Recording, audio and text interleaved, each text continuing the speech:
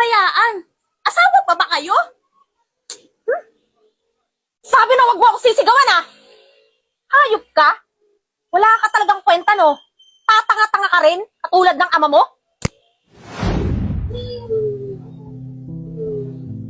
Mama, maiwan ko muna kayo dito ni Papa ha. Pasok muna ako sa trabaho. Nga pala ma, si Papa huwag niyang papabayaan ha. Yung pag-inom niya ng gamot tsaka yung pagkain, huwag niyang papalipasin. Oo na, akong bahala sa asawa ko. Alam kong gagawin ko. Tsaka, bago ka umalis, baka naman pwedeng makahingi dyan ng konting pera lang. Oh, akala ko ba nagbigay na ako kahapon? Tsaka ng isang araw. Parang bilis naman yatang maubos. Saan niyo ba dinadala ang pera? Sus, nagtataka ka pa. Simula naman nung na-aksidente yung ama mo. Naging isip bata na yan. Tsaka, papa mo lang ba ang nakain? Siyempre ako din. Siya, sige, ito na.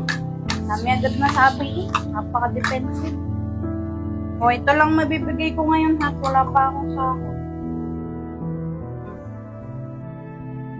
Sige, maiwan ko na muna kayo pa. Bye. Nga, sige na. Alis ka na. Tukan lang.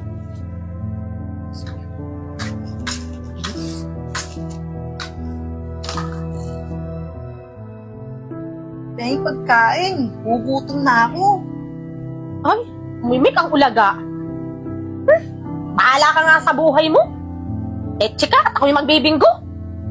Kahit kailan talaga, Patrick. Simula noon hanggang ngayon. Bigat ka pa rin lalaki ka. Gugutom na ako eh. Gutom na nga ako. Gutom na ako eh. Manahimik ka nga dyan. No. May pag-iyak-iyak ka pa dyan. Bakit? Ano ba? Manahimik ka nga. Pala mukha mo umiyak. Bakit? Palamon ka lang naman dito ah. Lumayas ka nga dito.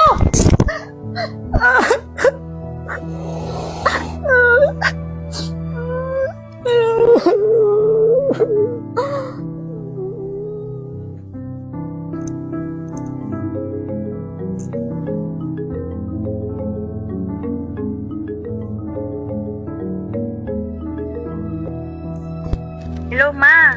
Si Papa, nasaan? Napainom mo ba ng gamot? Hello, Mama. Wala dito si ate, Mama. Hipa niya ako kanina. Away niya ako. Gusto ko, alis na ako dito sa bahay. Pa? Saan nagpunta si Mama?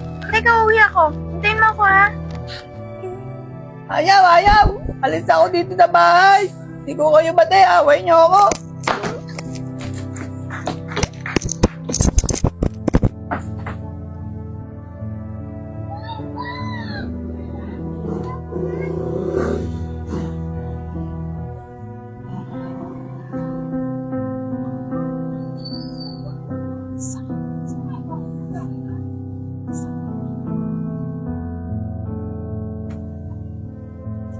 Nasa si Papa, Ma? Sabi ko sa'yo, huwag yung papabayaan. Tsaka ano yung bariyang yan? Galing kay sugalan, no? Teka nga. Ano ako sisigawan?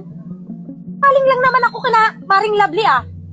Tama ba namang sigawan mo ang sarili mong ina? Sarili. Baka nakakalimutan mo. Stepmother lang kita. Napipiko na ako, Ma. Kanina ko pa hinahanap si Papa. Bakit niyo pinabayaan?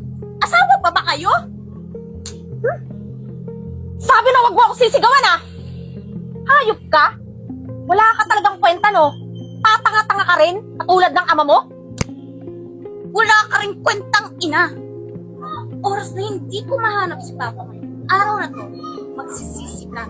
Ipapabarangay kita. At kung hindi ko siya mahanap, ipapakulong kita. Tandaan mo yan. Ang pagiging tunay na ina at asawa ay responsibilidad ang pagiging mahaba ang pasensya at ang pagkakaroon ng pagsuporta para maging matibay ang pamilya. Pero sa ginawa mong to, parang wala na akong karapatang ituring kang tunay kong ina. Check.